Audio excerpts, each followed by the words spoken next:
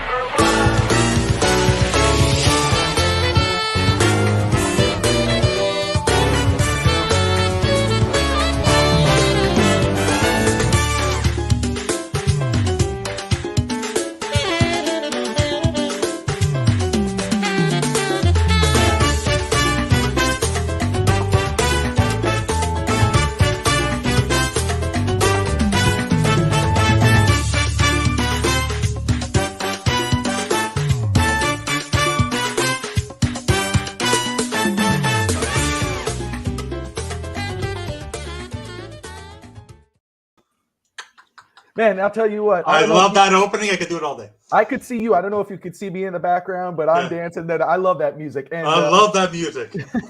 Well, obviously, that's not Fish Tank Hank. That's Evan Posner, everybody. His son is stepping in right now. For now, he's running late today, but that's okay. We'll see when he pops in. But I want to welcome everybody already. He thinks New Year's was last night. Oh, gosh, you might be right. But I see Neil in the house. I'm excited to see Neil, Ender, Steve, everybody. Thank you all for tuning in. Smash that like and subscribe button, whether you're on Twitter, Facebook, YouTube. A lot to talk about today. Obviously, we're going to talk about the game, big game tomorrow, New England versus the Dolphins. Dolphins are trying to get into the playoffs, and how does that start? That goes against the Patriots, which should be a tough game tomorrow. We got Teddy B. We got 2 gloves in the house. There you go. Guys, put on your 2 gloves, guys. Let me tell you guys very quick, because we have in the house, we have everybody who I want to see here. But let me go ahead and do this. First off, like and subscribe. We got over 500 subscribers. We are trending up to 600. It's going to keep growing. Amazing. It is awesome. And let me tell you why. Not only are we providing great sports content, Dolphins content especially, but sports content, it's because we got prizes. And we've been talking about this 500 subscriber giveaway. And I want to do it now because we got the winner in the house. And I want to bring this up. Hey, Evan, can you give me a... Yeah, that was true. Not loud enough? Good. Earthquake. So, let me just remind everybody, the 500 subscriber giveaway was for once we got over 500 subscribers, I was going to pick a random subscriber to win either a Jalen Waddle, Javon Holland jersey. This was to anybody, and you could pick any jersey you want out of these 2 guys, 2 future stars of the Miami Dolphins, current stars of the Miami Dolphins. So our winner for the 500 subscriber, that's 500 subscribers. The winner is, drum roll, please. Ender Fireplay has won the subscriber giveaway. Congratulations, Ender. I don't know if you got Twitter or however you can. If you don't, let me know. We'll get you the email, and you can email me, and we can work this out, and we'll get you what jersey of your choice between Jalen Waddle and Javon Holland. Congratulations, Ender, man. We appreciate you tuning in every week, everybody tuning in. And this is not the last giveaway. We're going to do a lot more to thank you guys. I think Ender fainted because he hasn't made a comment. He must be in shock. It's probably right when he tuned out. He probably went, let me go check something else. We'll come back going, what the heck? If he misses it now, we'll talk about it the next show and on until he gets in there. We'll keep on reminding everybody. Congratulations, Ender. California, now we're going to have to step it up for 1,000. What are we going to do for 1,000? Holy crap. A pair of socks. We're going for a pair of socks. Game you socks. Game you socks, yes. Nice stinky socks. But, man, let's talk about this. So as we wait for Fish Tank, let me just make sure as Hank comes in the house. We did our giveaway. We got our winner, which is Ender, who I don't think has popped he hasn't mentioned anything yet. But if you're on Twitter, fell off the chair. There he is. There he is. Congrats, Ender. Congrats, Ender, man. We appreciate you, brother. And, please, hey, if you want to pop on in here and talk Dolphins, more than welcome to. I'll clear out the screen We got plenty to talk about. Rob's in the house from DolphinsThirsty.com. If you guys are thirsty for Dolphins content, go to DolphinsThirsty.com. Great content. And, I went on his channel the other day. I go on every morning, actually. I pop in there just to see how the guys are doing, him and Justin. And Dolphin fans, I'm just a tad disappointed because I know a lot more people watched in the subscriber count. There's only 76, I think, subscribers. Let's bump that up past 100. Let's get that guy going because he provides great, dedicated content every day of his life. He's retired, and every morning he's there with Justin creating great content. They had Mike Webster's son on there, former Pittsburgh Steelers, talking about concussions. They got a lot of great things going on in that channel. So I implore you, if you're a Dolphins fan or a sports fan, football fan in general, go to Dolphins Thirsty's YouTube page, smash that subscribe button.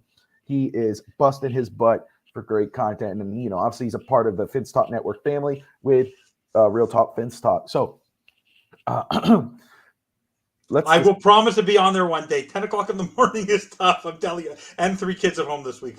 Happy he is contractually obligated. I have to sign my non-disclosure agreement with I'm just Fins Talk. Thirsty there, I promise. Thirsty knows that's not true. I owe him a few. Yeah. But Ender, again, Twitter, if you're on Twitter, reach out to me. And if not, you let me know. We'll work out something on the email. And if anybody wants to hop on the show for today, since Hank's not on yet, put your comment in there and we'll get you in. And Evan and His son's here.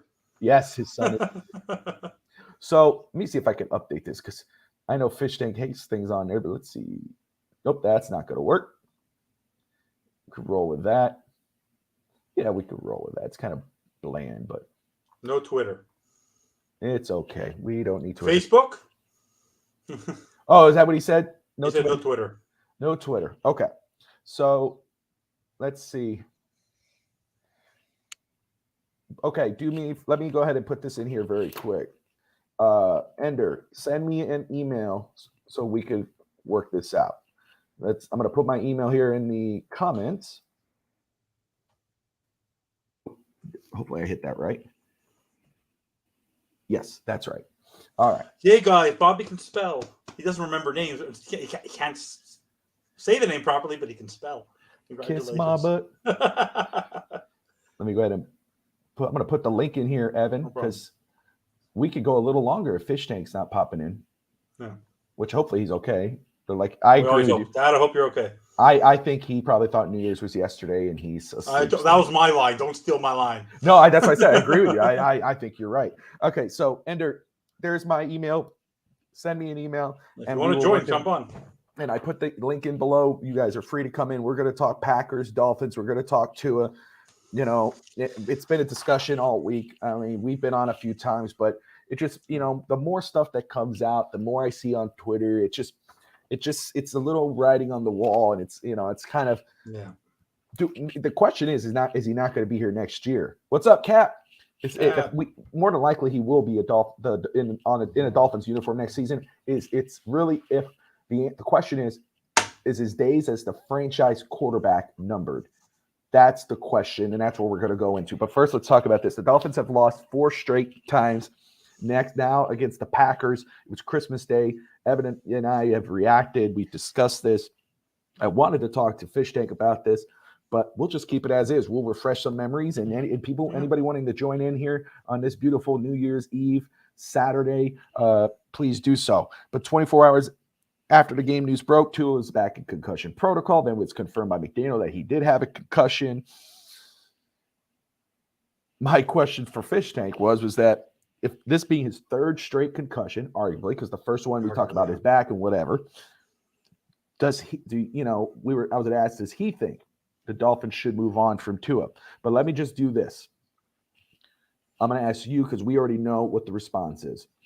But do you think Miami will move on from Tua? Maybe he doesn't leave as a Dolphin. He's still the Dolphins quarterback next year. His contract is very favorable. He could still play. It would be dumb to get rid of him. He's shown what he can do with this offense. We all understand that. But do the Dolphins make a move this offseason to bring in someone who can start in place of him? I know people are going to say Teddy B, and I advocated for Teddy B when he was signed and all that. But I'm talking about a capable starting quarterback next year, whether that's through the draft, because I do believe, Justin brought it up the other day, and that was me. I do believe that, or that's my point of view as well, the As a football team, you should draft a quarterback every season until you hit. And that doesn't have to be a first-round pick every year. I don't mean that. 5th round, 6th round, 7th round, whatever. Yeah. But do you think the Dolphins say, you know what? He's on our roster, but he's not the franchise quarterback. We need to get someone who can be the franchise quarterback. I personally believe, and I've said this all week, we've been on together a lot this week. Yeah. The next 2 games actually determine whether or not Tua is the franchise quarterback of this team next season. Because if they're able to make it into the playoffs and they're able to win a game, or they're able to show that they're able to get over the fact that they've lost 4 in a row. What's up, Adam? I think that gives Tua the chance to heal in the offseason and come back next year. Because right now, the only problem I have with Tua, and I think, is not his ability as a quarterback, it's his ability to stay healthy. He's brittle. And listening to Chris Nowinski, who's the foremost expert that people have been listening to, everyone says he should sit out the rest of the year. I fully agree with that. But should he retire? He doesn't necessarily have to retire. If it takes time for his brain to adjust, if you look at the members of the team, like look at Eric Lindros, look at Steve Young, look at Sidney Crosby in hockey, all these guys. One thing with Sidney Crosby, I'm a hockey fan, I'm a Montrealer, I'm Canadian. He has had multiple concussions, more than 4. He's still a superstar in this league, and it's because he sits out and relaxes and gets better. I'm not comparing the two in terms of the sports, but that's also a very dangerous sport, and they're wearing helmets. For me, because I'm convinced that if they lose the next 2 games, what's going to happen with the Miami Dolphins is very unpredictable, because we don't know what's going to happen with Greer, we don't know what's going to happen with McDaniel, we don't know what's going to happen with Tua, we don't know what's going to happen with anybody. For me, if they make some noise, I think that why not restart next year with the same 3? I think this was a blimp the last four games. There was a lot of coaching, injuries on defense. I think they're capable of being successful next year, having Tua, Teddy, and Skyler again next year. So if, however, they lose the next 2 games, that will have the effect on him. But I think they should continue to draft quarterbacks, because you look at other teams. Look at the Jets tomorrow. They're going with Mike White when Zach Wilson was their top-rated quarterback, because they kept on picking quarterbacks in the draft. Yeah. I personally believe that Tua will be here next year and will be the starter, because I'm convinced they're going to make the playoffs, and that Teddy is going to live up to this expectation and either earn his right to be back here next year or move on to somebody else next year. So for me, I believe, based on the fact that I believe in Miami Dolphins and that they're going to adjust tomorrow finally, because they have no reason not to. They have a lot to play for. They don't want to be written off as a team that lost 4, 5, 6 in a row. I believe he will be the starting quarterback next season. Kat brings up a good point, and we do have someone in the background, one of our Finns Talk Network brothers in the house. Let me just read what Cap is saying. If we keep this young man as a backup, the scrutiny will be even worse. If he has to compete with a guy who's better, we'll be back to square one, handing him the position like he's entitled, in my opinion. That is a very fair point. And I get that. It becomes a stick because, the fact is, it's, everybody, I see people say ever since Tua was drafted, he's divided the fan base, blah, blah, blah, blah, blah. But here's the truth. Tua did not divide the fan base. The fan base divided the fan base. Tua. Yeah. That's what happened. There was Tua stands and then Tua hater. And it's like if you don't like Tua or you don't think you're critical to her, you're not a Dolphins fan. It's all BS. It's the fan base that divided the fan base. So but that's a fair point, because if Tua is still on the team and we have another starter, that side of the bench, when this guy struggles, are going to go, oh, you guys are all over Tua. Bench this guy. Start Tua. It's a whole other thing. But, right now it's the injury part. For me, it's nothing to do with the skills. It has to do with the injury concerns. Neil in the house. Happy New Year's Eve, sir. Everybody. Are you wearing your Teddy 2 gloves? What's up? I don't have 2 gloves. By the way, in honor of Teddy, I have to wear my gloves today. I love that. Anytime, baby. Regardless of whatever's out there, it's Teddy time. Let's go. It's Teddy time. So I'm going to ask Neil the same question. Did you hear the question that Bobby had asked? I did. So what are your thoughts? My thoughts are that Tua will be the franchise quarterback so long as he is better than any other options that are out there at any time, right? So let's say next year there aren't any other better options. Tua's still the starting quarterback of the Miami Dolphins. Let's say it's time to pick up his 5th-year option. There still isn't a better option. We don't have a draft pick to go up and get somebody There's no really good veteran out there. Tua is still the starting quarterback of the Miami Dolphins. Until Tua shows that he can consistently play, be available, and play at a high level, there's always going to be the question, is he the franchise quarterback? And honestly, it's going to be up to him and his body to erase that question. It's really the one question the two questions he didn't answer this year. That's one of them, and probably the biggest one is that one. So, yeah, I think any fan who's out there thinking, is it questionable whether Tua is the franchise quarterback or not? Yeah, it is. But I also think we need to keep it in perspective because I don't think this decision is coming anytime soon. If we look at our options next year, other than Aaron Rodgers, I don't really, I don't really know because I do not want Lamar Jackson as our franchise quarterback just because he has the same injury concerns that I think Tua has, just in a different way. I don't think Tom Brady is a good option either for us just because, Tom Brady isn't a franchise quarterback. He's 1 year, maybe two, and it's over, and he may be going to Las Vegas, I don't know. Like there's some rumors out there going there and in that direction now. So, if Aaron Rodgers isn't going to happen, who is really out there for us? Tua is, in my opinion, going to be our quarterback next year. And I think it's pretty likely we pick up his fifth-year option as well. But I really do think that it's a good idea to get a high-quality vet, someone that you got to pay, 10, 11, 12 million to get in there just in case something happens, and who can step in if and when Tua gets hurt to win some games. I think that's really important. And I don't know who that is, but – no, I think it's all fair points. I'm digging. Justin JPF Scout is in the house. He's pulling an Evan today. Yeah, he is. He's on a roll. But I want to just correct Cap also. He doesn't just wear them in the cold. He wears them in the spoiling 90-degree heat of Miami. He wears gloves. Doesn't matter if it's in a dome, if it's in the desert. The man wears football gloves to grip the football. He just likes to wear gloves. Yeah. Let me see here. Yeah, but Justin, by the way, Noah's right. By the way, Neil's right. Sorry. Neil's right in the sense that who is out there? People talk Lamar Jackson, Aaron Rodgers, Tom Brady. At the level, we don't have the cap space, number one, to go get a big quarterback anyways. Two is a lot cheaper. You can get a veteran backup if he's hurt. And if Teddy proves that he can win the next two games or win and get us into the playoffs, what you've proven is that this team is capable enough to win with a backup if the system is right and if they play smart football. Like, look at all the teams that are heading into the playoffs right now. Outside of the top level, like you're talking Kansas City, no one's super a huge fan. Brock Purdy's not a superstar yet. Kirk Cousins, Dak Prescott, Jalen Hurts is having a phenomenal year, but it's his first year. Like, none of these guys are superstar established quarterbacks in this league. Brady's limping into the playoffs, and he might lose to Sam Darnold.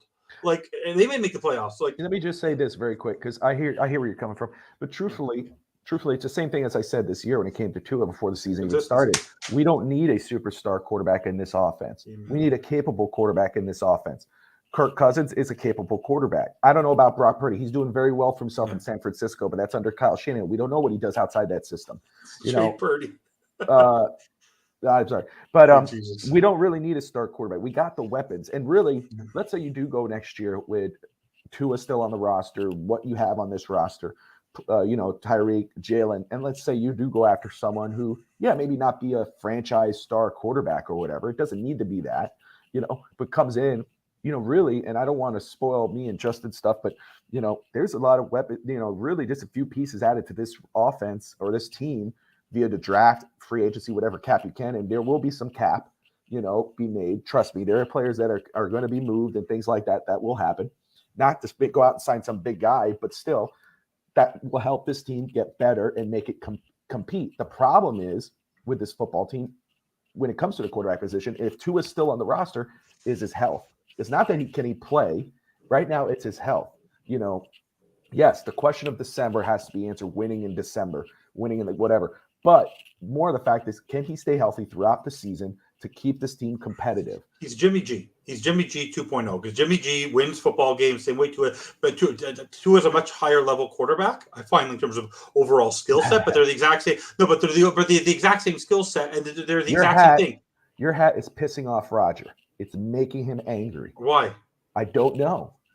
It's Happy New Year. I'll take it off. Did it really bother him that I'm going to wear it like this on purpose? Should I be my Charlie Chaplin? Brima, thank you for everyone tuning in, man. Thank you so much all for tuning in. Smash that like and subscribe button. Go ahead.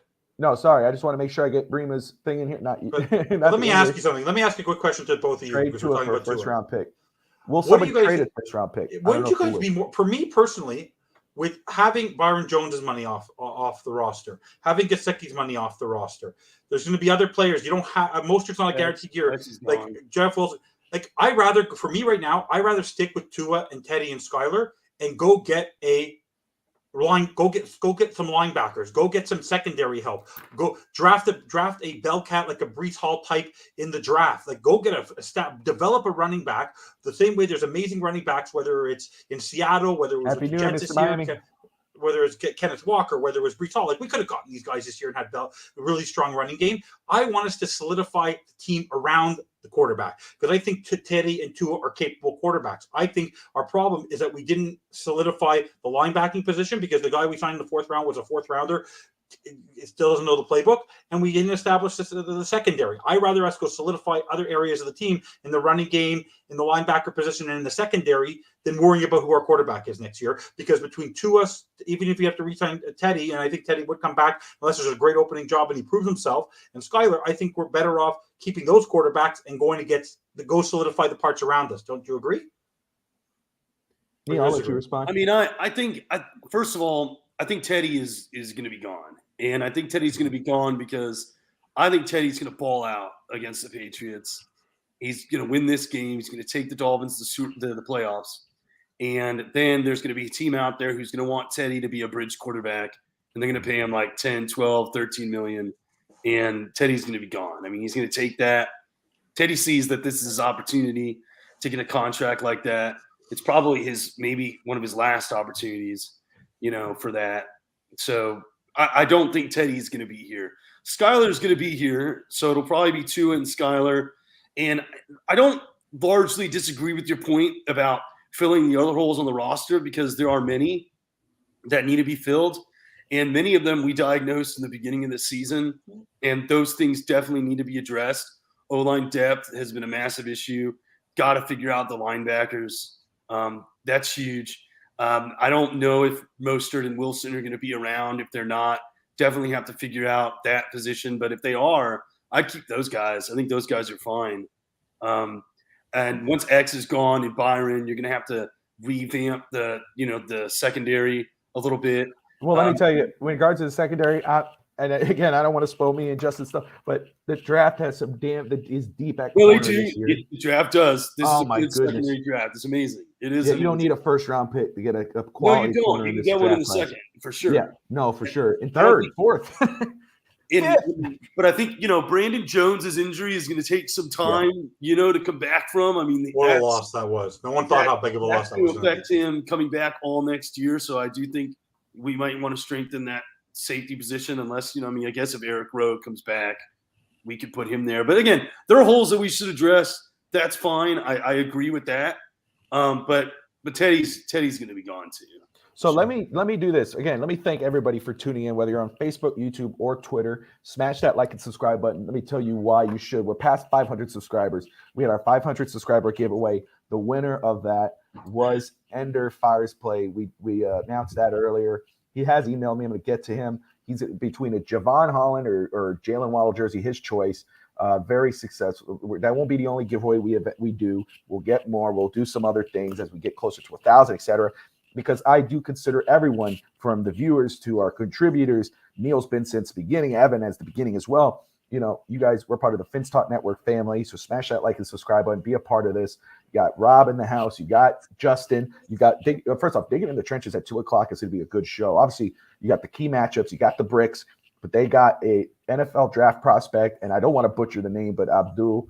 I think it's. Let me pull that up for a second. I have it there. You better say it right. That you I know. Well, I'm not going to say it. I'm not going to say it right. This is how butchered I am, but I want to promote it because I think. By the way, I'm going to be going crazy in the comments if he gives the Patriots more than 20 bricks.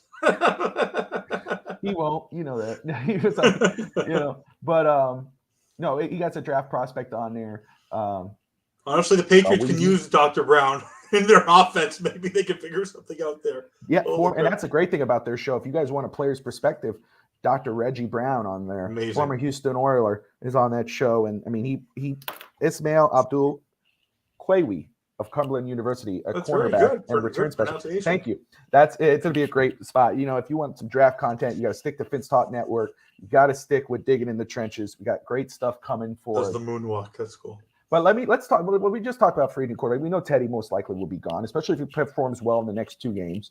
Somebody needs a starter. They're going to go get a quarterback. What is Sam Bradford for 1,000?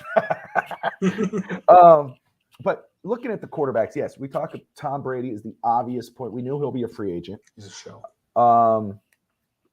And we know his connection with the Dolphins. He's been trying to get to Miami, whether through ownership, executive, etc. I know Baker Mayfield is on this list. I don't think he re-signed with the Rams. Sam Darnold, Jimmy G. I thought Jimmy G signed an extension, didn't he? I think it was just this year. Just for this year. And that's right. Jimmy G makes the obvious sense because of his connection with McDaniel, if McDaniel stays. Daniel Jones, Geno Smith. Gino's going to get paid. Someone's going to pay Geno Smith. Derek Carr, who knows? Derek Carr even left the team. Who knows? The only issue with Geno, and again, he deserves it. He's earned it to get something. I mean, he really proved he could still play, but he is a system quarterback, which is fine. He's shown he could still play in the right system.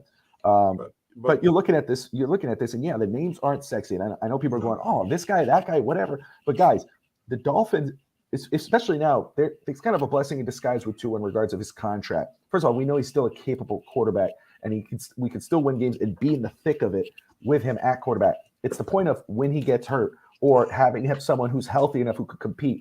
And there are quarterbacks on here that are not star names that don't jump out at you. Of course, Tom Brady, but that's past prime Tom Brady. But I'm talking about everybody else. You could still win football games and be in the thick of the race and be a top 2 because of the weapons and the talent you have on this roster with these type of quarterbacks. These are some quality dudes on here. Let me make sure everything's good. Well, I just want to make an important point, though, because like I said, and I think we can all agree, McDaniel and Tua and Greer, I'm going to keep on repeating this, are very twined together. So if Tua, unless Tua chooses to leave or there's a disaster, I don't see this happening. The same way right now, people don't realize McDaniel's trying to figure out what's going on. Let's say we're not talking about the Raiders, but there's already been talk about the fact that if Carr's gone, Adams is going to walk. Adams is very tight with Carr. Like, you have to be careful. If Tua's not there's a domino effect.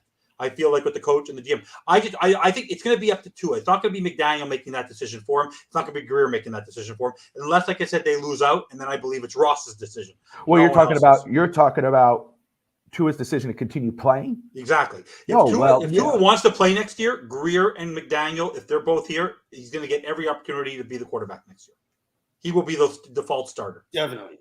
But it would not be a smart business decision to go in with him as the default starter because of the fact he will.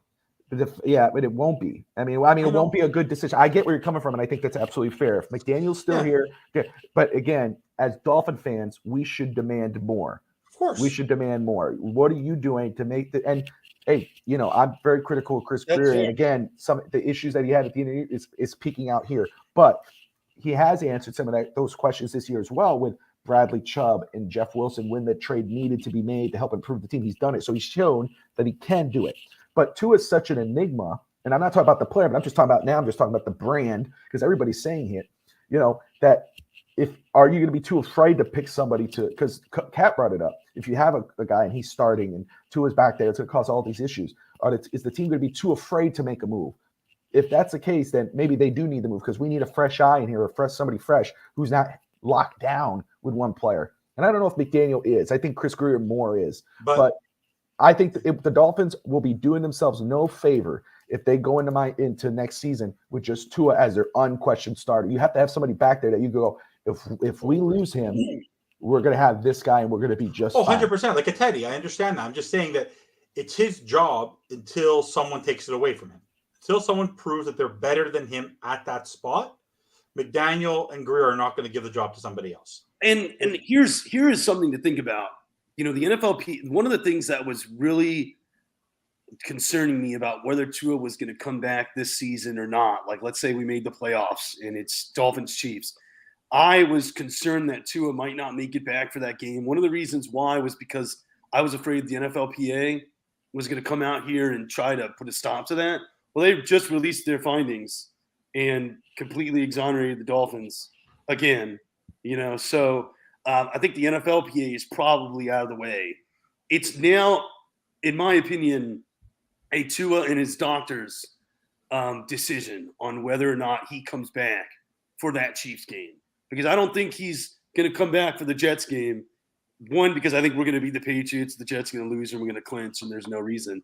But even if that doesn't happen, I still don't think they'll play him against the Jets. But I do think there's a chance Tua plays against the Chiefs. Well, if they get to the playoffs, I think then I wouldn't start him for the next 2 games. Yeah, but if they get to the playoffs, I think he will start. Exactly. So give him the chance to start in the playoffs. And I think that game is going to be very important for Tua's career. I mean, it feels like he's had so many important for his career games, but that one definitely is the most important. And that's going to answer a ton of questions because let me ask you this. Let me ask a quick question though. Let me ask this very quick because I see Thirsty in here, and I think I didn't know that he thought anything wrong with it. First off, Lamar Jackson. I know everybody keeps bringing Lamar. No, he's going to be franchise tag. That's a 2024 thing. And also, he doesn't fit this. Honestly, I don't care what anybody says. This system is not made for a running quarterback. It's not. I know that, but I think he's not. Look, Lamar Jackson has never been successful in his career thus far. If you look at his passing stats with a elite wide receiver. Well, absolutely right. Who is his elite wide receiver that he's ever had? Marquise Brown. That's it. Hollywood Brown is not much. I don't think Hollywood Brown is exactly. So Lamar Jackson hasn't really. But we don't know. Lamar Jackson's a sexy name, but he's going to dominate the offense. He has to run the ball. Well, but that makes it though that they can't play man on us because if they play man, Lamar's isn't it typical for Dolphin fans? I just said that I don't think we're gonna have any chance at Lamar because they get franchise tag, and here we are arguing about Lamar. No, I disagree with the fact that Lamar wouldn't be good on the Dolphins. I agree with you, Neil. I think first off, if it's Mike McDaniel coaching this football team, McDaniel has said that the scheme, it doesn't have to mean the player has to fit the scheme. It's the scheme that fits the player. Yeah. He will build. Obviously, it's just about except the running game. Yeah. But Bobby, let me ask you a quick question, both of you, and then you can yes or no. If Teddy balls out, if Teddy wins the next 2 games and balls out and does what we hope he's going to do and believe he's going to do, heading into the Chiefs game, do you want a hot Teddy or a returned injured Tua playing that game for you? Hot Teddy. You got to play Tua.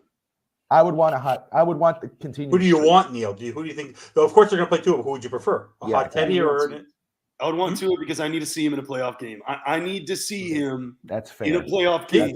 That's our fan base right there, which is amazing. We are the most polarizing fan base because No, that's fair though. But it's just I want to win the championship. Then if Tua plays terribly in a playoff game, I don't care if it's in Arrowhead or whatever. If he plays terribly in a playoff game, that is one of the biggest answers that this fan base needs to see. Hey, you went back to Thirsty. Were you talking about the Chubb comment? Neil's 100% right. Yeah, there's a lot of great comments in here. I'm thanking everybody for tuning in, man. I'm gonna try to get to everybody. I mean, Cat for Life and Kenna's in the house. Cat for Life, always great comments and at their points of view. On the show earlier this week. Yeah, they've been on. Kenna came on for the first time. Cat for Life's been on a couple. It's just great. Neil has to come on more. Yeah, but Kozman in the house. I don't think Tua knows how to protect himself. He doesn't. That's not. I agree with you.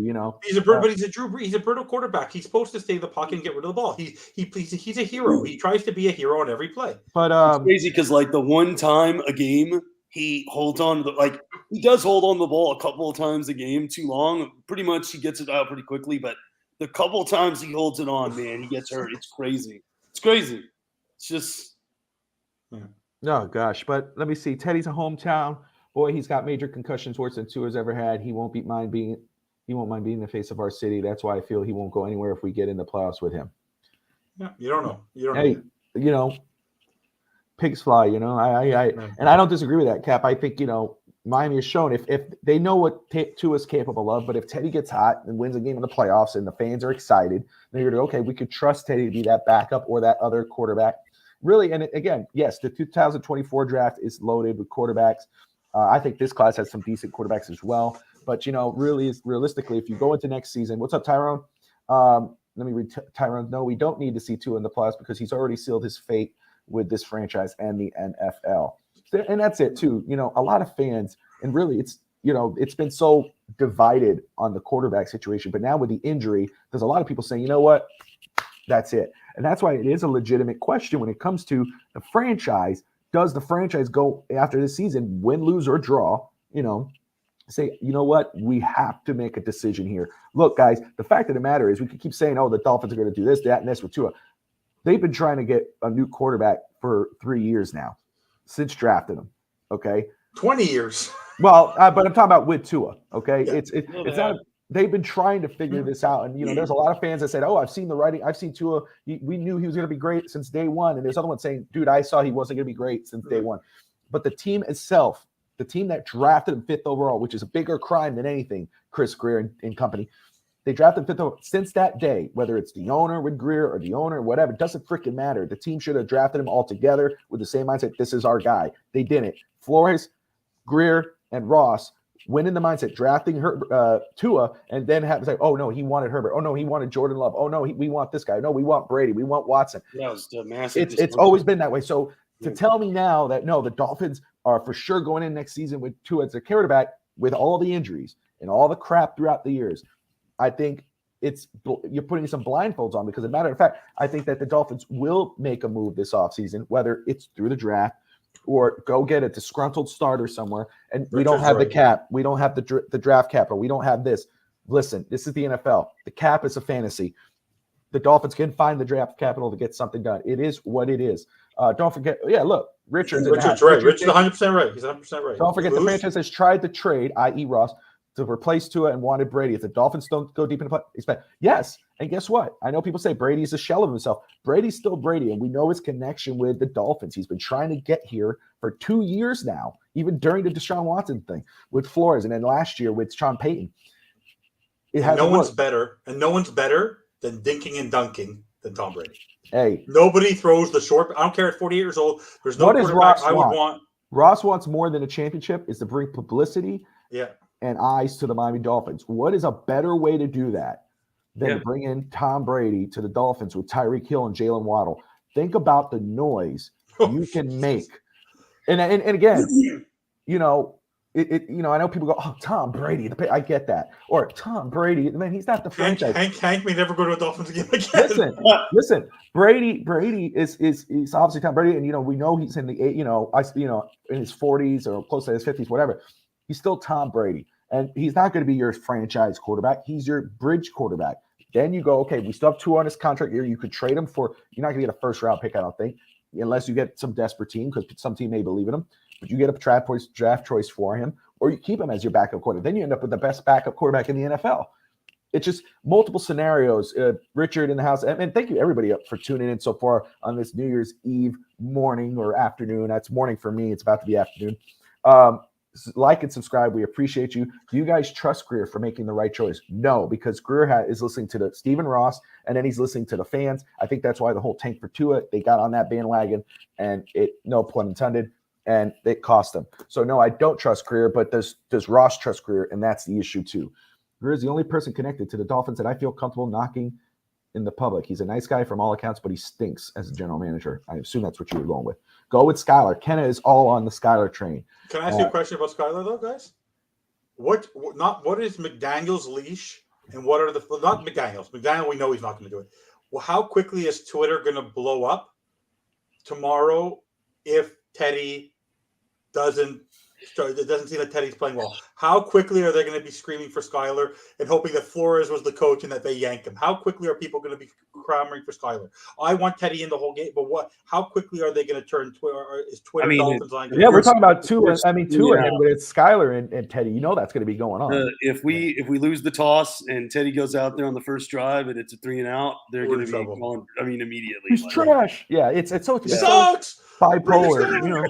It's like.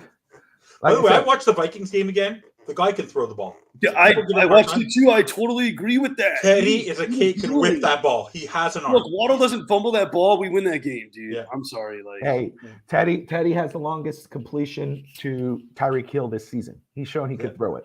But that's the thing. The Dolphins can't win by throwing it deep. That's what needs to end.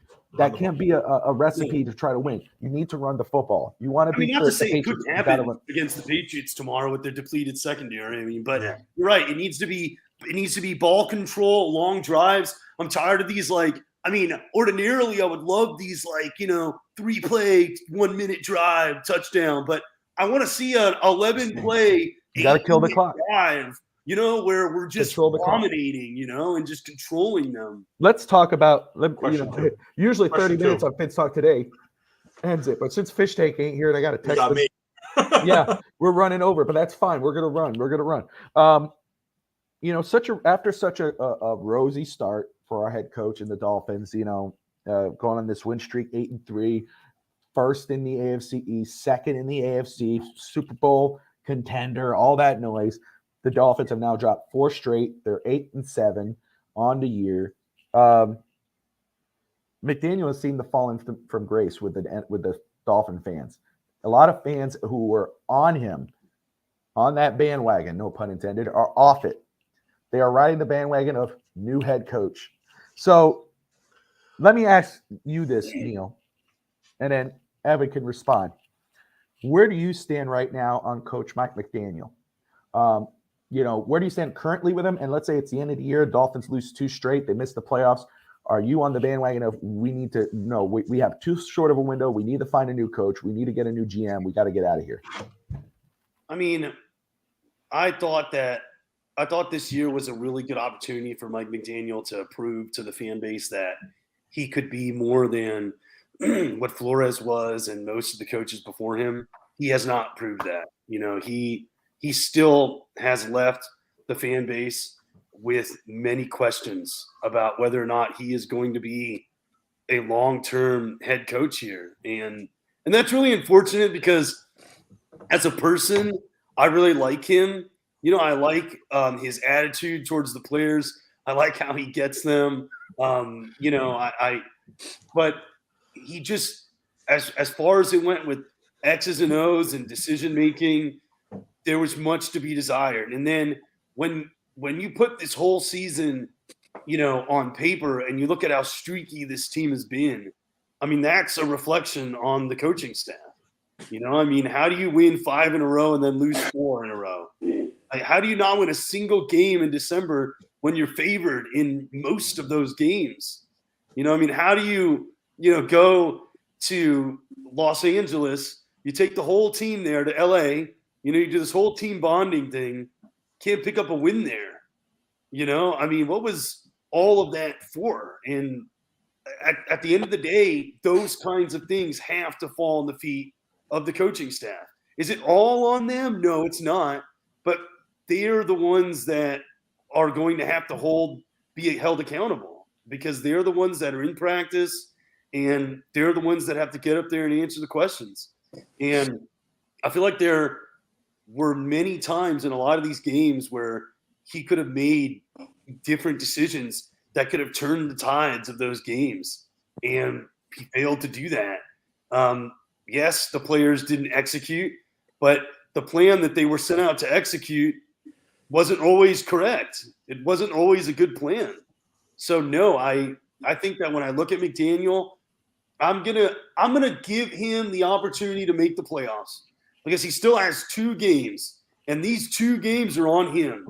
These are the Mike McDaniel games. As much as we like to say it's Teddy time, let's go Teddy, win it for us. No, man, McDaniel, you got to win this for us. That's fair, and it's so true. It's true. The fact is, the play calling has been questionable. It's been, obviously not running the football, all that, whatnot. But what's really losing this team games is the same problems that we were losing games last year. So I do think especially if we win 1 out of 2, I think we win the next 2.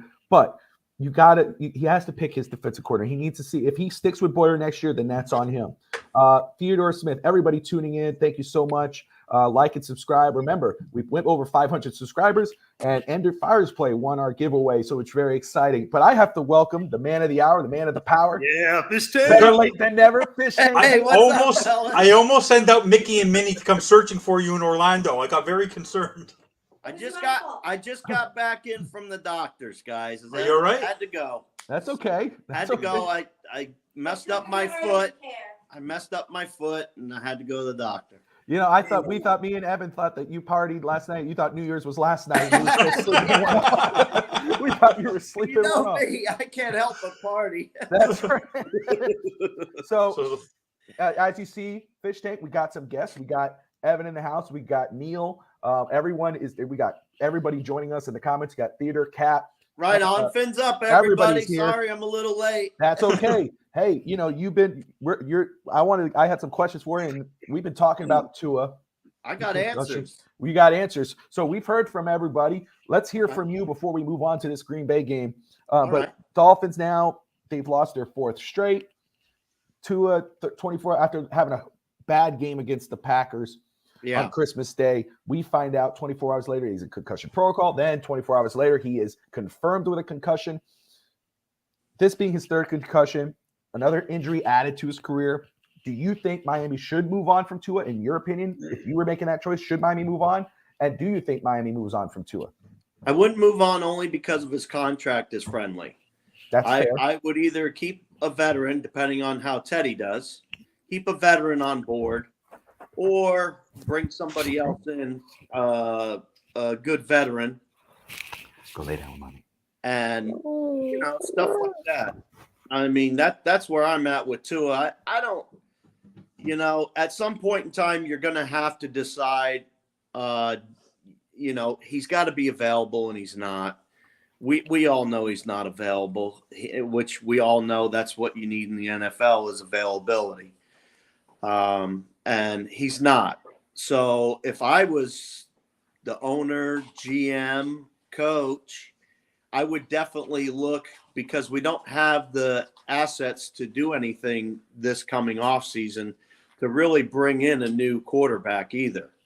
So I would at least wait a year, keep him on that friendly contract, keep Bridgewater or whoever they might want to bring in, keep a verified veteran pro, and that should help with a lot of problems with Tua. You guys have a response? I think it was great. Very fair. No, Straight to the point.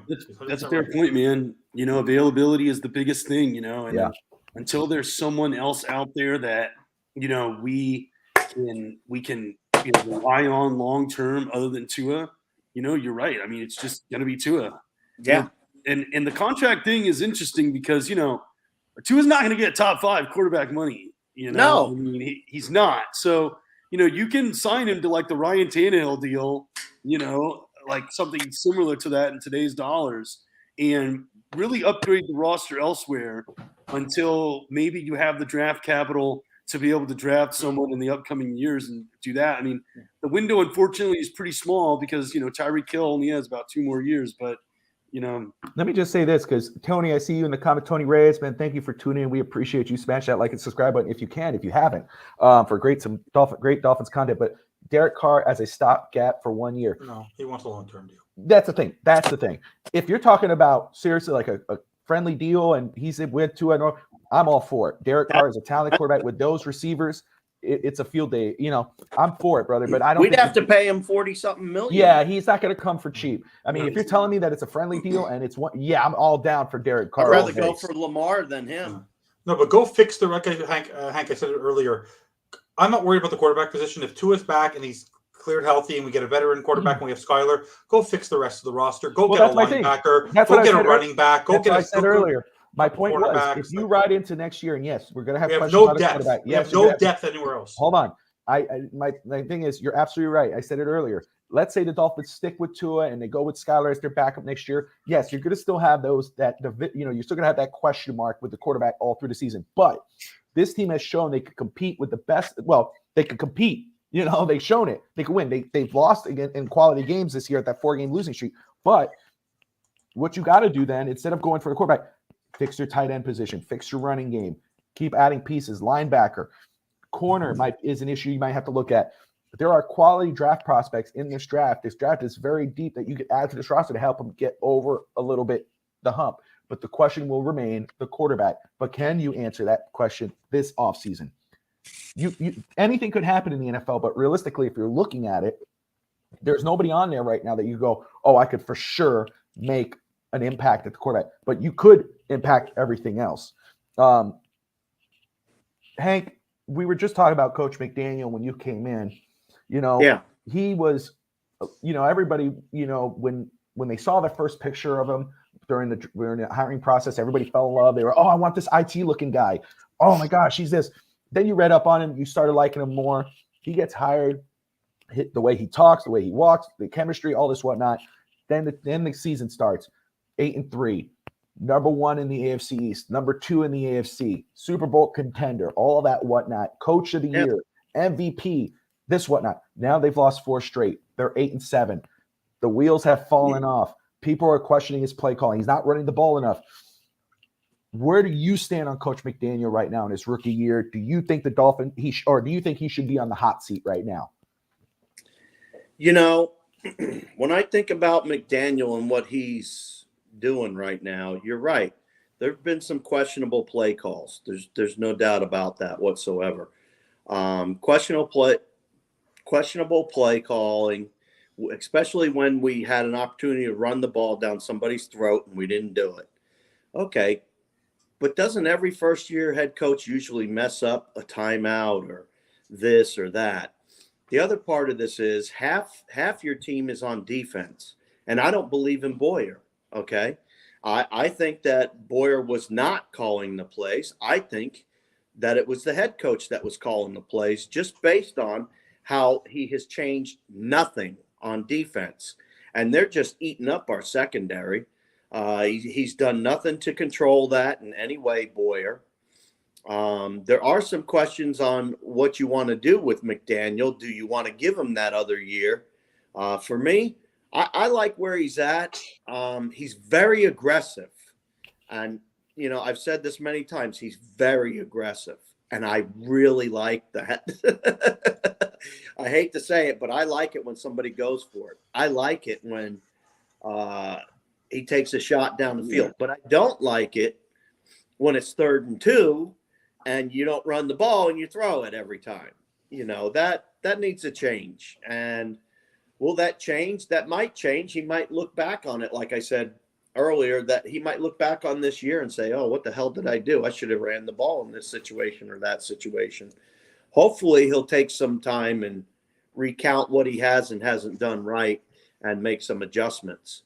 Now, the only way for us to really find out is to let the season play out and see what he can or can't do toward the end, to be honest with you. But my concern is still half the team. The defense, I don't think the defense is going to come in ready to win these games. And that's what I'm concerned about, more so than his offensive calling of plays. Even though it has been at horrible times, he's made some bad decisions, real bad decisions. But I love the aggressiveness. That's fair. That's fair. That's just me. I would keep him another year. He's a first-year head coach. Keep him another year. Get some more of the pieces you need on defense. Get a linebacker or two, of course. We all know that. Get a cornerback. We need that too. Kick returner. Huh? A kick returner, maybe? Yeah. Jesus Christ. But those are some of our main guys that we're going to look at, in offensive linemen, of course. It's not like we have the luxury to really go and do some damage this offseason. Greer had his chance. He pulled his trigger on quite a few players, and he put the eggs in the basket is what he did. And he said, I want to win this year.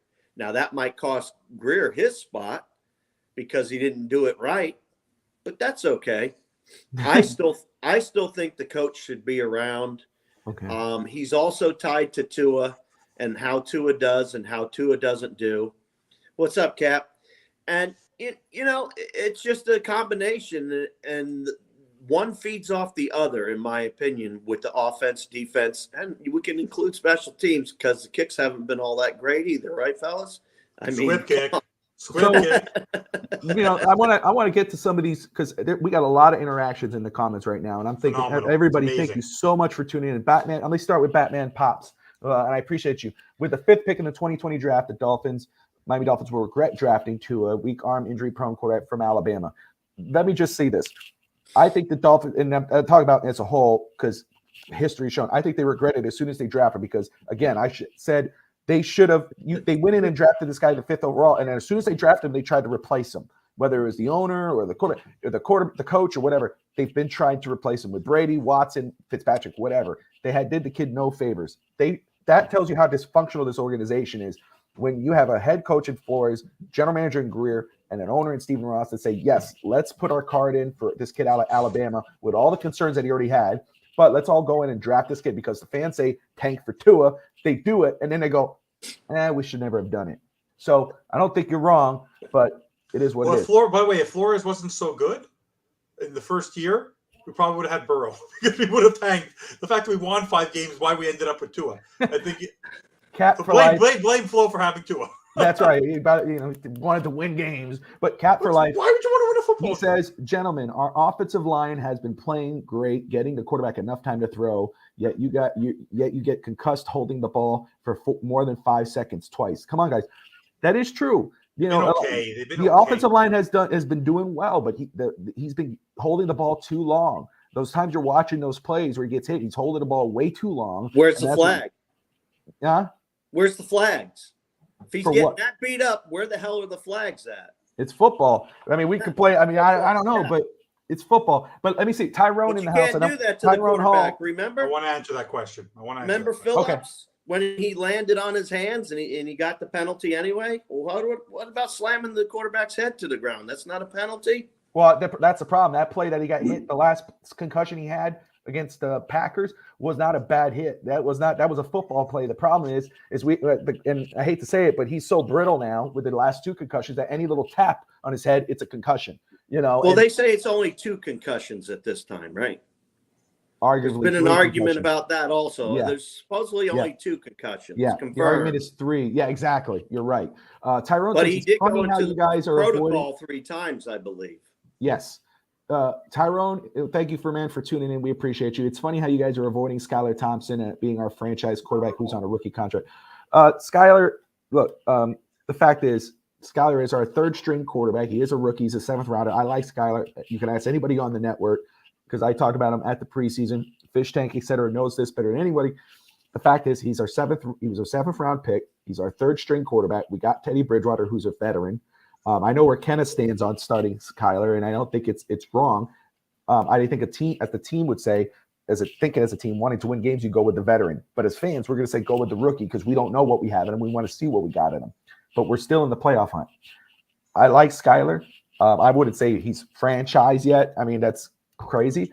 But I know where you're saying, and I get it. But we got to recognize 3rd string quarterback, 7th round pick. Love the kid. I think he's talented. I think he could start somewhere. I really think he has a talent to start somewhere, but not as a franchise, just as a stopgap starter, or as a spot-in starter when somebody gets hurt. But hey, crazier things have happened. 1,000%, Bobby. Flores is a phony. If the tank goes right and Miami gets Burrow, Flores is probably still here, and no mentions of tanking or tampering. No, you're probably right. I mean, that is what it is. I mean, damn, but. And that's the thing too. Obviously that's a fact, right? We all know that Flores probably wouldn't have said nothing. He would have stayed on the job and all that. But hey, he got fired. That's on Ross too. I like Ross as an owner, and we're not as owning the team as team operations, but as an owner helping this football team with branding and the money he's brought in. No one could doubt. Look what he's done with that stadium. Fish Tank goes there every Sunday when they're playing. That is one of the most beautiful stadiums in the NFL. That's his money that he did that. That wasn't taxpayer. That was Stephen Ross. But I do blame Ross in the fact that he fired a guy that he talked about tanking games. He talked about bringing Brady.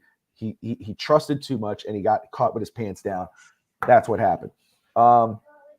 Let's roll into this game tomorrow. It's pretty damn important. The Dolphins are still in the playoff hunt, but now they're hoping some teams lose and they continue to win. Now it's not in their hands. It's kind of same old Dolphins, as some would say. They face No, same old. They better win 2 in a row or they're screwed. Yeah, that's true. They need Despite- one. They need Listen, one. despite the Dolphins, and we'll start with Fish Tank and then Neil and then Evan. Okay. Despite the Dolphins losing 4 straight and dropping to 8-7 on the year, they still have a chance to make the playoffs if they win and other teams lose. So we turn our focus to the Patriots tomorrow, guys. The Patriots are 7-8 on the year. They just lost to the Bengals 18-22 last week. They are currently the 24th best offense in the NFL and have the 8th best defense, which, of course, it's Bill Belichick. They're going to have a good defense, a great defense. Mac Jones passed for 240 yards, 2 touchdowns, no picks against the Bengals, with a rating of 105.6. On the season, he's passed for 2,500 yards, 9 touchdowns, 8 picks, 84.5 passer rating. He'll start against the Dolphins' 21st ranked defense. Hank, some fans say this is an easy win for the Dolphins. Without giving away your prediction, which we'll go in next, do you think this is an easy win for Miami? Oh no. You got Judon, you got Uche, you got those guys coming after your quarterback. And I'll tell you this much, their defense is ranked, I believe, 2nd getting after the quarterback. I'm not positive on that, whether it's getting after the quarterback or sacking the quarterback, but I know they're 2nd. So Miami has to protect. You got hurt players on the line. I really think this is going to be a tough game. I don't think this is going to be an easy game at all. I don't know how anybody could think it's going to be easy. Our defense is sucking. The special teams can't get out of their own way. Squib punts and, stupid stuff. And I'm disappointed, where we're at. And I really wish that we were in a different position than we are, but we're right back in the same exact position we've been in the past 10, 20 years. We shot ourselves in the foot enough where we need to basically win out right now. And can we do that? Well, there's questions about our coach. There's questions about our quarterback. There's questions about our defense, and there's questions about special teams. How anyone could think that this is just a blowover game and a piece of cake, I don't know. I really don't know. But for me, it's going to be a tough game. I see a close game. Neil? Okay, look, I could make the argument both ways, honestly. And, as Hank was going, I agree with a lot of the points he made. But here's some things about the New England Patriots, okay? Mac Jones has turned over the ball in 12 straight games, okay? If our defense can't get a turnover in this game, when are they going to? When are they going to? All right? The dude has 9 touchdowns the whole season, all right? I'm not afraid of that guy, right? The only thing that team has is an opportunistic turnover scoring defense. And the way I see it, as long as they don't as long as the defense doesn't score a touchdown against us, we should win that game. They're missing half of their secondary. The only one they got back is Jalen Mills. I mean, I know that their pass rush is great. Don't get me wrong. Uche and Judon are dope. I get that, okay? But offensive line better play. Armstead's going to play. Dude's a warrior. He's going to be there, okay? The offensive line, just don't make any penalties. Don't illegal man downfield every game. No holding when you're doing a zone run, and just let the guy go. It's always on 3rd down too. It's always on 3rd. Mostert's already on the sideline when you're holding. Okay, just let him go. All right. You know what? I'm not saying this is going to be easy by any stretch. There's pressure on both sides. All these guys are human beings. Okay, they're in one of the biggest games of their lives, and it's going to be like that.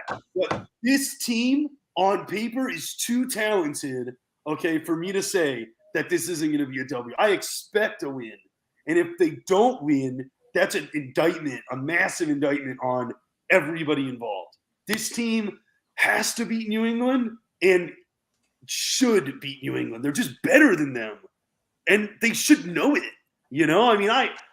It's not going to be a high-scoring game. because there's no way we do an air raid offense on this one, okay? We don't need to, all right? It's going to be like 20-13. That's like the maximum points I think we score. It could be another 17-14 affair, you know? I'm expecting long Patriots drives that end in field goals because that's all they can do. And I'm expecting us to get, you know, I mean, honestly, I'm going to be real, and maybe this is going to be stupid, but if we win the toss and defer, I think we win the game. Like, I would be like, all right, we won. Like, that's how I feel. That's how I would feel. If we win the coin toss and we defer, I would feel like it's over. We win. And I would just sit back. I would chill, have a beer, you know. I'd watch Mac Jones do his 3 and out. Our offense would take the field. You know, they're going to go down there and get something, all right, in the first drive. And then it's just the Patriots playing catch up, and they suck, and they can't. Like, that's just it. Their offense, I have faith that their offense will let them down as their offense has consistently let them down all year. Evan? The infamous line of this beginning of the season was yak. Okay? Yeah, There's two forms of yakking. Tomorrow, with that secondary, the yakking of Jalen Watt, who's averaging 18. You know how insane it is to have an average catch of 18 yards? You know how crazy that is? If they don't yak like crazy tomorrow, in terms of a positive way, we'll all be yakking on the phone. There is zero reason to lose this game because Richard made a point. They had their full squad the first game of the year, and the defense gave up 7 points. It's not going to be cold there tomorrow. It's going to be in the 50s. It's going to be warmer in New England tomorrow than it was in Miami last week, okay? It's not going to be a weather game. They need to run the football. This is like Neil said before. This is a Mike McDaniel game. This is a Mike McDaniel game. It doesn't matter what anybody else does on the field. If Mike McDaniel does not have the right play calling for this game, it's unbelievable. And also, their number one asset, which is on the Patriots right now, is Stevenson. Stevenson has been the key reason why they've lost the last 2 games, because he's the one who started the lateral 2 weeks ago, and he's the one who fumbled the ball at the end of last week's game. This team is prone. They are cursed right now, the Patriots. I don't care where they are at home. They lost last week. They could have been. This game, like we said, if we keep the Miami Dolphins, if we keep them to 20 points or less, the Patriots, we win this football game. There's zero reason why we're not putting up 24 to 28 points tomorrow, running the football and throwing the ball. The team has the skill set. There's no secondary playing tomorrow. We are playing our secondary has more star power on their right than the Patriots do, and the Patriots have a so-called better defense. This is an opportunity for McDaniel to right a lot of wrongs over the last 4 games and to make everyone feel that we're not going into the last game. By the way, I made an interesting point at the beginning of the year. I told you Tua will not need to play the last game because they're going to clinch a playoff spot already. That's going to happen tomorrow. Yes, he may have a concussion, but let the last game just be a wash. The Jets are going to lose tomorrow in Seattle. Seattle has a lot to play for. It's the Geno Smith revenge game. Focus on what you need to do. They're going to win this football game. If they don't win this football game, it's the worst loss in the previous 4 games. I will be harder on McDaniel than I ever have been, because now he's going to face a very rattled football team. It's not like he's going in and facing a team that yes, they have a lot to play for. Matt Patricia's calling their offense. Matt Patricia, you should be able to stop that offense without blinking. Tua missed 3 games. I think what Neil said. Tua missed 3 games or 2.5 games. Mac Jones missed 2 or 3 games. Tua has 24, 20, 25, 26 touchdowns. Mac Jones has thrown 9 touchdowns. He's played more football games than he has touchdowns. How do you not beat an offense like that with Jalen Waddle, Tyreek Hill, Raheem Mostert, Jeff Wilson? And by the way, I'm going to tell you this right now. Mike Gesicki will actually play. He's actually going to have a game tomorrow. If you cannot find Mike Gesicki against that secondary and those linebackers up the middle of the field with Teddy, then shame on you, Mike McDaniel. Mike Gesicki has to play tomorrow, and he has to ball out. He is the key cog of your passing game tomorrow more than the other ones. They're going to be worried about Waddle. Put Gesicki in the middle of the field. Put Gesicki in the middle of the field and let him run and let him move. Go. All right. So, Evan, let's stay with you here, and then we'll go back and rotate up here. What are your keys to victory to secure a Miami Dolphins victory? Give me your 3 keys.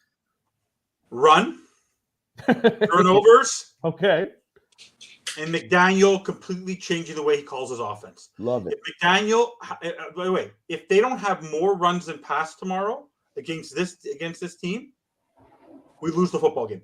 he has to have an even attack. The best, most dominating game they had, was against the Browns, equal pass, equal throw. And I think Digging the Trenches will say this on his show. You need to have a balanced attack tomorrow. If you don't have a balanced attack and you focus on the run game, and if I see any 3rd and 3 or less and he throws the goddamn football, I'm driving tomorrow to New York. I'm driving through New York State. I am making a veer. There's an exit towards Boston and Foxboro. I will be arriving in Foxboro waiting for McDaniel if he throws one throw on 3rd and 3 and less. Run the football and get turnovers. And McDaniel has to have the right play calling. McDaniel has to go in there and run his defense. Give Boyer crap. He has to control tomorrow. McDaniel has to control the game tomorrow. He has to be a true head coach tomorrow. A true head coach. This has to be his finest effort of the season by a mile. Can I just say, because Kazleen143, thank you for tuning in. He brings up a good point. They almost beat a hot Cincinnati team last week. That defense is going to kill us. That's my thing. I know about what happened in week 1, but we know throughout a season it fluctuates. It's not the same team from week 1 that it is to week 17. Things change. So we got to be a little more, Richard said that earlier, but we got to be a little more serious about tomorrow's game. It's not going to be some walk, okay? As Hank has said, it is the 8th best defense in the NFL. Who's hated? Miss Spins. We never once hated on Tua. Not one member of this panel has hated on Tua. Not one. Tua's out. They're in the crowd. Y'all haters. Hate on. We love the guy. I love Miss Spins, but she's trolling. She's trolling. Stop it, Miss Spins. Ouch. She's trolling. I know what she's doing. All right, so panel, let me just get this and we'll get the 3 keys. Continue. California, do you think the locker room is lost despite what is fed to us by the staff and the media? Legit question, not trolling.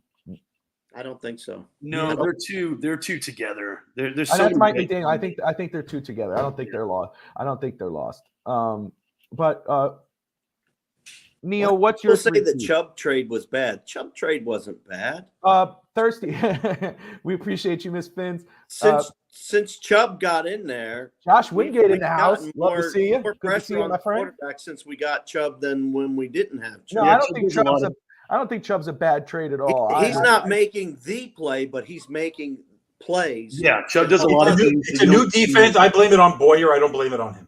Yeah, I does a lot of totally things blame you don't Boyer. see. And Jalen Phillips, his explosiveness has become more apparent because of Nick Chubb or because of Bradley Chubb. Yeah. Nick Chubb, don't tease me like that. You made me get all high. Give me a Nick Chubb any day of the week. Like next year, Chubb healthy is going to dominate. It's going to be because there's going to be a new defensive scheme. It's going to be sick. Yeah, depending on who's the coordinator. Yeah. Chubb should not be on the club. As far as my keys, Bobby, so this is going to be a very short game. All right, I think that there's just going to be a lot of running. The clock's just going to be burning. The first half is going to be gone before we know it, especially the first quarter. That thing is going to be like 30 to 45 minutes long, maybe. You're looking at like maybe a 2-hour game. It really could be 2 hours. And usually between these two teams, they just want to get the hell out of there. So like that game just flies by, you know. We're going to be the first game done, you know, but on the 1 o'clock games. And why that's important to note is because my keys are no turnovers can happen on our side. We cannot turn the ball over. Not only because the Patriots are very opportunistic, but because drives are going to come at a premium, okay? My second key is we have to turn them over, all right? If we're able to turn them over, all right, we put that offense even more behind the 8 ball than it already is, okay? We put that defense on the field more than it's going to be on the field. Tiring that defense out is going to be really important because this game is going to be won in the second half, all right? No team is going to jump out to some massive lead in the first half. It's going to be a war of attrition. But the second half, whoever's defense is gassed first is the team that's going to lose, okay? And we have to make sure that we accomplish that task. We have to get their defense gassed. And the last thing is no drive-killing penalties on our side. We cannot have drive-killing penalties or drive-extending penalties. And what I mean by that is Jalen Phillips, I know that roughing the passer was bullshit. Okay, I get it. All right. But Mac Jones, dude, it's New England. Okay. There's something about New England that refs there, man, they're just itching to throw that yellow flag. All right. Better be careful. I don't know what it is about New England. Okay. But they're itching. So when you're going toward Mac, just grab him and gently let him down. All right. Don't do anything crazy, okay? All right? Don't Cradle him. corner. Turn around when that ball's in the air, okay? Turn around. Just the grab it and stuff. Just get a feel for that early. And the offensive line, no more of this illegal man downfield crap, okay? The holding penalties that kill our drives. Look, Teddy is going to be fine. But if it's 1st and 20, you can assume that drive is done. It's done, all right? We cannot be 1st and 20. Can't happen, all right? And 3rd and 3 cannot become 3rd and 8, all right? So no false starts, okay? Just play disciplined football, all right? And you will get out of there with the W. If those 3 things happen, we'll win and we'll be having beers watching the Seahawks shit on the Jets. And it'll be glorious. It'll be glorious. Well, there you have it. I can't hear you, Bobby. Well, you can just continue. We're talking about keys. Do you have any 3 keys? Yeah, I got 3 keys for you. They're pretty close to what the fellas already said, though. First of all, McDaniel has got to coach a full game on offense, and coaching has to happen. On offense, defense, special teams, coaching has not been up to par because the players haven't been in the right position to make plays, all right? So that's the first part of it. Second part of it is, like they said, penalties have killed us, especially on 3rd down. It's ridiculous. We get these ridiculous false start or something stupid, and we wind up with 3rd and 20, 3rd and 8. It's ridiculous. So the second key is reduce the penalties. Third thing is defense has got to show up. Defense has got to show up for this game. They've got to be able to intercept Mac Jones or at least turn the ball over during this game. In my opinion, we have to have a turnover. So defense has to come alive and pressure the quarterback, get after the running backs out of the backfield, and get some turnovers. Those are my 3 keys. I think those are absolutely great. I think everybody hit the nail on the head. Obviously, we got to run the football, control the clock. Something that Rob of DolphinsThirsty.com shot at me before the show from Barry Jackson was that Mac Jones is arguably the NFL's worst quarterback facing a blitz this season. The Dolphins are not very good rushing the quarterback, but they could have a good game here with blitzing the quarterback. He's 56. He has a 56 passer rating and a 49 completion percentage rating when blitzed. So you gotta go after this guy, force him to make mistakes. He makes turnovers. Xavier Howard, you better come down with your 2nd, 3rd interception today tomorrow. And they better kick the ball out of the end zone in every single kick. I don't care what Jason Hunter has to do. Kick it out of bounds for all I care. We know Teddy can chuck it, but I don't want to see 10 chucks. I want to see 1, 2 chucks, but it better be a running offense tomorrow. Pound the rock, control the clock. We know that their offense ain't great, but we know what their defense can do. Be smart with the football. Do not force mistakes. This game will be on McDaniel tomorrow.